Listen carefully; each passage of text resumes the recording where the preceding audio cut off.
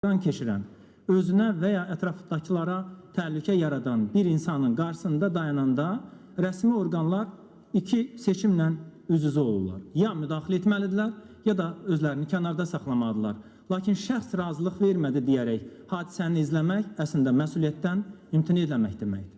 Layihədə psixiatriya yardımı haqqında məlumatların elektron sağlamlıq kartında saxlanılması, şəxsin həmin məlumatları elektron sistemdən əldə etməsi, qanuni nümayəndəyə məlumatların 2 iş gün ərzində verilməsi, müalicədən imtinanın sistemdə rəsmiləşdirilməsi, tibbi xarakterli məcburi tədbirlərə cəlb edilən şəxslərin digər pasiyentlərdən ayrı müalicə olunması, yaxın qohumların və qanuni nümayəndələrin dərhal məlumatlandırması kimi müddalar mövcuddur. Göründüyü kimi son dərəcə mühüm olan tədbirlər tibbi prosesin sənədləşdirilməsi, izlənilməsi və məsuliyyətin artırılmasına xidmət edir. Lakin layihə ətrafında süni şəkildə ajitaj yaradan və ondan dövlət hakimiyyəti orqanları əleyhinə istifadə edən qüvvələr bir müddəa inzibati xəta haqqında icraat aparılan şəxsin razılığı olmadan psixiatriya müayinəsinə göndərilməsi ilə bağlı kampaniya aparırlar. Müzakirə edilən müddaanı Sovet dövrünün cəza psixiatriyası ilə müqayisə edən Cəmil Həsənli və onun kimi düşünənlər əllərində səlahiyyət olsaydı bütün siyasi rəqiblərinə repressiya tətbiq edərdilər.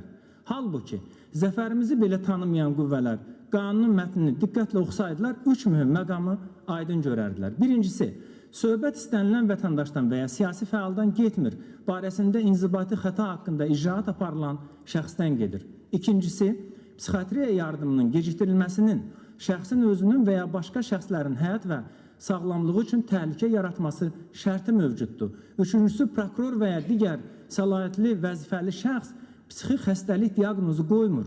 O yalnız müayinənin aparılması barədə prosedur qərarını qəbul edir. Psixi pozuntunun olub-olmamasını həkim psixiatr müəyyənləşdirir. Deməli, inzibati orqanın qərarı tibbi diaqnoz sayılmır. Müayinə hospitalizasiya anlamına gəlmir. Hospitalizasiyada müddətsiz azadlıqdan məhrum etmə kimi qiymətləndirilə bilməz. Qüvvədə olan qanunvericiliyə görə qeyri-könüllü psixiatriya stasionarına yerləşdirilən şəxs 48 saat ərzində həkim psixiatr komissiyası tərəfindən müayinə olunmalı, hospitalizasiyanın əsaslığı müəyyənləşdirilməli və məsələ məhkəmə qarşısına çıxarılmalıdır. Şəxsin burada göründüyü kimi etiraz hüququ mövcuddur. Deməli, inzibati qərar yalnız prosesin başlanması deməkdir. Onu davam etdirmək səlahiyyəti nə prokurorda, nə inzibati orqanda, nə də hakimdə yoxdur. Daha doğrusu bu yalnız həkimdədir. Qərar qəbul etmə səlahiyyəti demək olar ki, bəli, burada artıq söylədim, məhkəmədədir.